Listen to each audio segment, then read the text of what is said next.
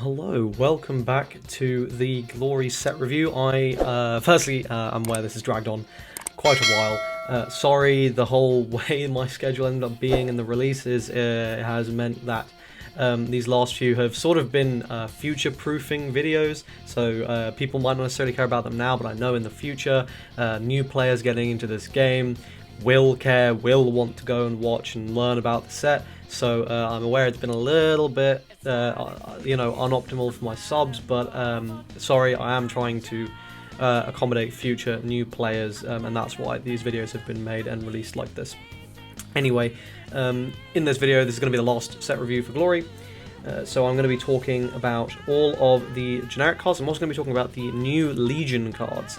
Now, the reason I actually, originally, the whole reason, this is being recorded much later than all the other videos, and the original reason was because we didn't have them yet, but actually ended up being pretty much perfect, and they should have been here anyway, because they are basically generic cards.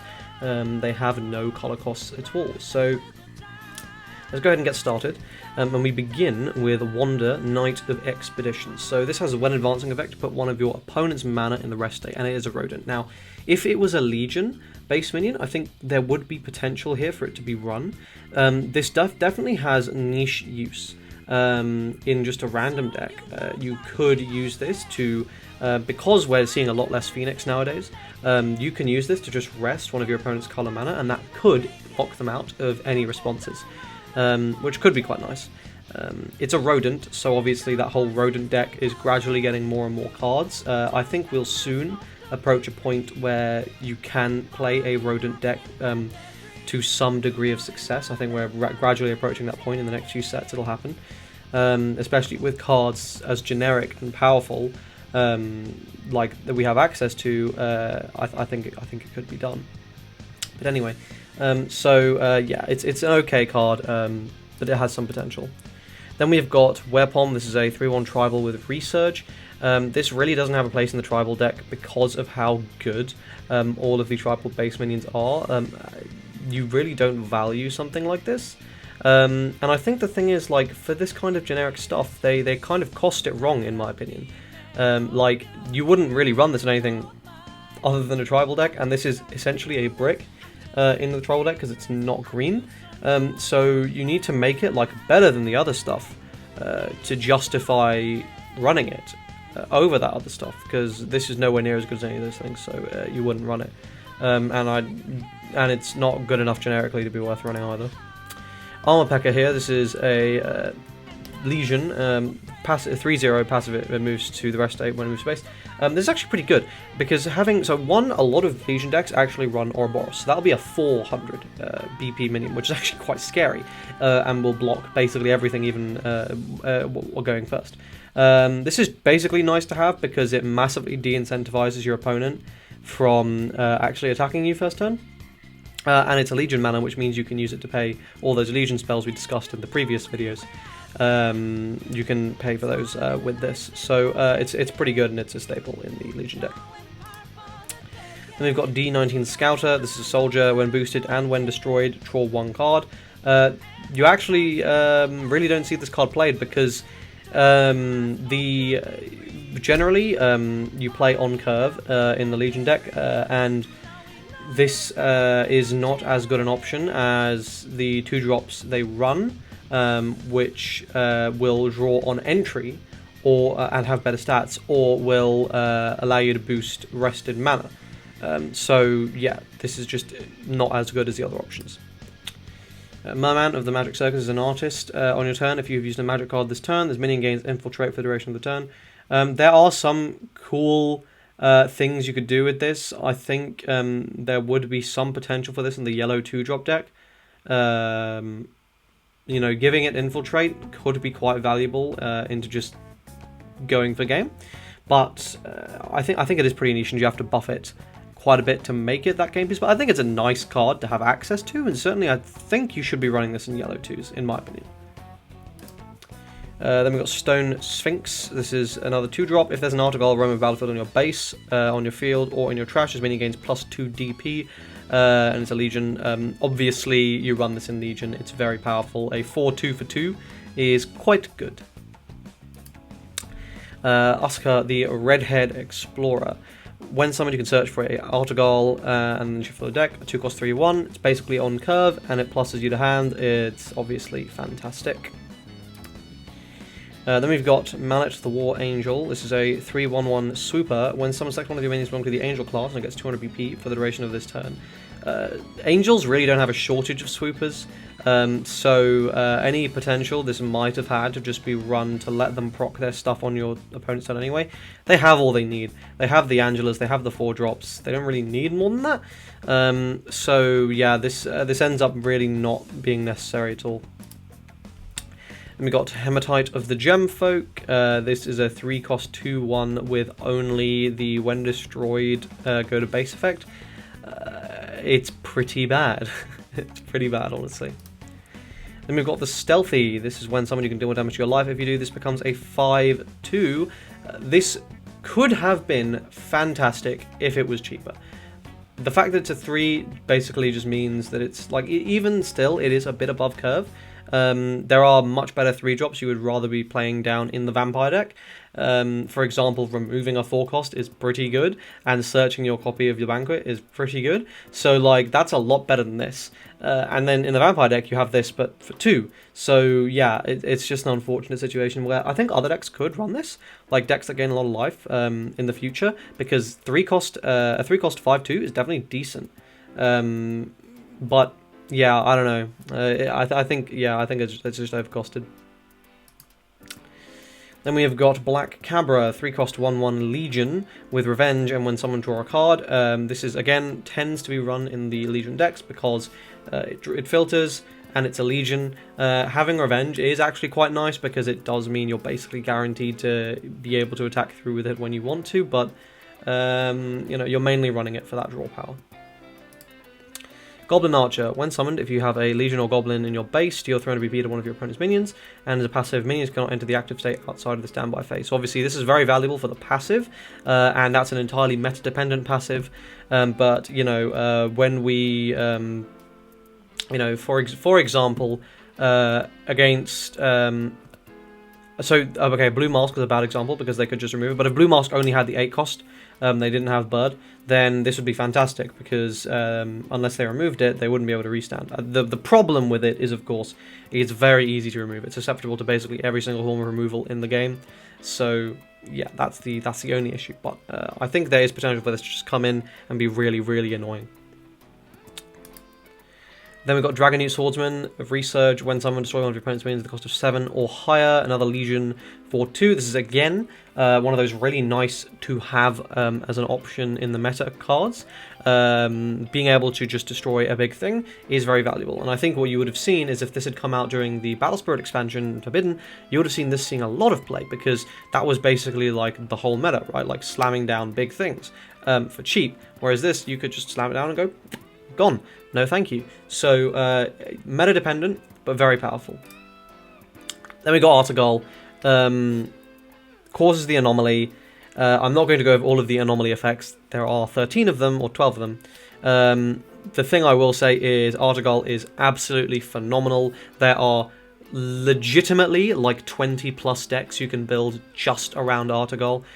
He is not a card you splash into other decks necessarily. You could, but he tends to not gel super well. He is a card that you build around, and you build a deck to abuse him, and they are some of the most fun decks in the game. I highly recommend them. You know, and the 200 BP buff is also quite relevant because it, you know, it can make the stuff pretty big. Yeah, and the fact that there's when advancing, you know, in combination with, for example, Pegasus, you can slam this down, get your anomaly, in, out, get your anomaly. You can move this out of base in other ways. There's it's, yeah, super, super strong.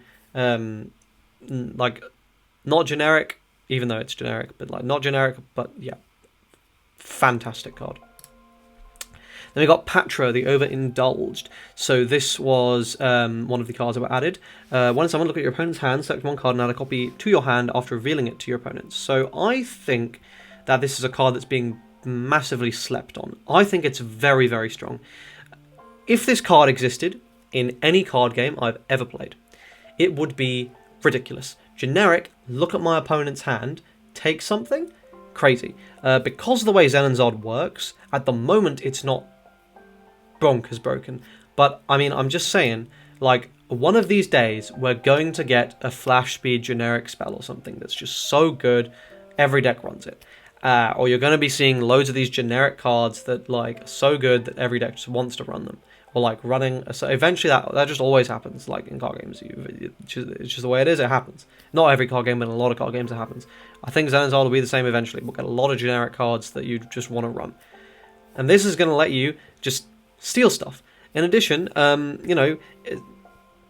If we start getting, you know, you can run this in a deck that's already giving itself access to multicolored mana. For example, a God Sex-based deck, this is ridiculous because you have stuff like Tsujinoko to change the color of your mana when it moves in. Or if you're running Chimera and stuff, you can gain access to the color that you need to play any card down, any field minion down. Basically, the point is, this is a card that's super strong. It tells you a lot of information about your opponent's deck, about your opponent's hand, about your opponent's turn, because you can basically predict exactly what they're going to do by putting this down that turn and probably the next turn as well. It'll give you a lot of information, so you can start planning ahead.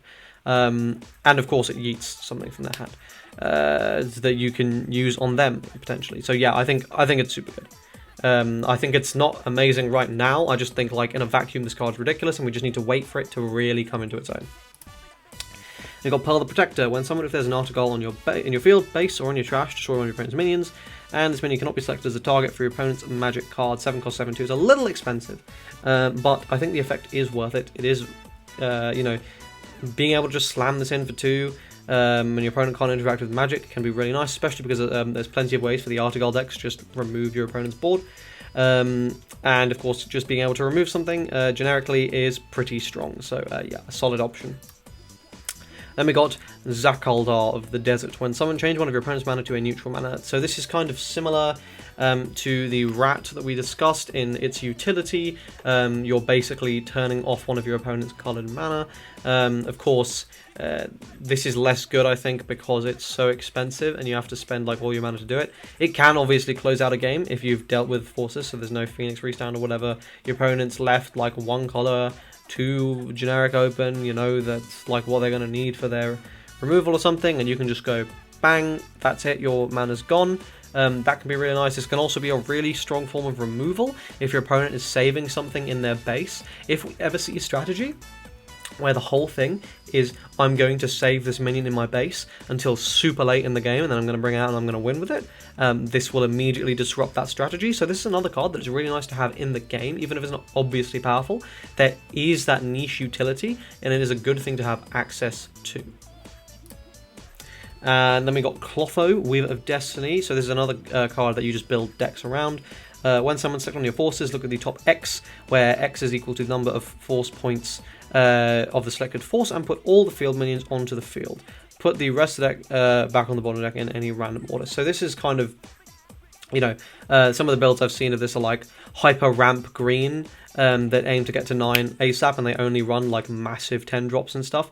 And you basically end up, yeah, like you slam this down, you just go pop, pop, pop, pop, boom, boom, Alabaster, Alabaster like Freon or something, and your opponent's like, well, I'm fucked. Because obviously this card is crazy value if you get even one of those kind of things. So yeah, a card you build around, not necessarily a card you can splash, but a card that is pretty good, I think. And then we've got Lord Eros the Serene. This says Resurge in 11/3 with the passive minions cannot enter the active state unless they have this name. I stand by my opinion, this is just a worse God Sex, and if you are trying to build around this kind of card existing anyway, I think you would just build a God Sex based deck, and you would do that because God Sex is so much more powerful by being immune to removal. It's a much more powerful than Con. You know, I mean, there's an argument, because this is more generic, you can slam this down, and if your opponent's doing a thing like it restowns on every attack or something, now they're screwed. Yeah, sure, but this is susceptible to removal, so depends. Okay, now let's go on to the Legion cards. So first we've got Sakura, the Vermilion Captain. So when summoned and when advancing, they all have this, and they all have the article. So this one increases your movement by 1, which is pretty nice actually. Being able to trigger an additional when advancing is pretty good. And then if you have Chimera Siren, once per turn, when another minion belonging to the Legion class enters your field from your hand, place a copy of that minion into your base in the rest state. So I think the thing to keep in mind with all of these is because they don't have a specific cost, if you ever end up running the combination of forces listed on the card, I think you're just going to end up running these, because the second effects are usually really good. This one's like, I mean, this one's really strong, because it's not once per turn, right? Like you just like that's insane. It's just an on your turn passive. So you have this, you bring it out, and you just start slapping stuff down, and you ramp and you develop a board, and it's insane. Yeah, very, very powerful, of course, if you're running those two forces. If you're not, as a Legion card, it's pretty good. Then we've got Leica, the Twilight Captain. So this one increases the basic magic cost of cards in your opponent's hand by 3. So this is going to turn off interaction the turn you play it or advance it, basically. And when retreating into your base, if you have Phoenix Pegasus, which is a legitimate combo that a lot of decks ran anyway. Although I think this is a mistranslation, it's Phoenix Sphinx, I think, but again, that's also a legitimate combination, so either way, I will need to double check that. But either way, the next minion you summon from your hand that belongs to the Legion class and is not named this has a cost of 0, so obviously that's very nice. You know, you don't need to have a big package of Legion cards either. Like, you could literally have Redhead Explorer, Artegol, this, and that can be your whole package, and that's fine. Because that's going to give you more than enough value. Being able to just slam this down, slam down an article for free, very, very, very valuable. Right, yeah, so solid card. Okay, next we have got Lena, the Ice Captain. So this is this does minus 200 BP to one of your opponent's minions. It's really, really not good. And then if you've got Cyclops Sphinx, so I suppose it is, yeah. Whenever one of your minions belonging to Legion wins a battle, burn 2. So, if you get this going, and it happens, that's crazy. Obviously, by running Sphinx, this is not necessarily going to get removed. And in the early game, your stuff isn't necessarily going to be removed. And Cyclops is a restanding one. With Artegol, that's the anomaly. So, pretty strong. You know, that's scary. That's a lot of pressure. It basically says you can't block, because taking 2 is insane. So yeah, again, a really solid option. You will need to more build around it, but yeah, this is one you will build around, and you'll specifically run these forces. You will not do anything else. Then we've got Arnold, the Earthly Captain. So this one places a green mana into your base, and if you have Minotaur Orthrus, all your legions get +2/+1 as a passive. This one's really not good. Again, you can build around it, and it can do stuff, but it's a lot more niche, and I think it's a lot less powerful than the others. Then we've got Lionheart, the Maelstrom Captain. So this one moves an opponent's minion to base from field, which is obviously nice. Yeah, and then if you have Chiron Siren, which is a combination that could happen, whenever you use a magic card with an original cost of 2 or higher, you can move one of your minions belonging to the Legion class from your base to the field and put it in the active state. Which is ridiculous, because you're going to start triggering every single when advancing ability on the planet.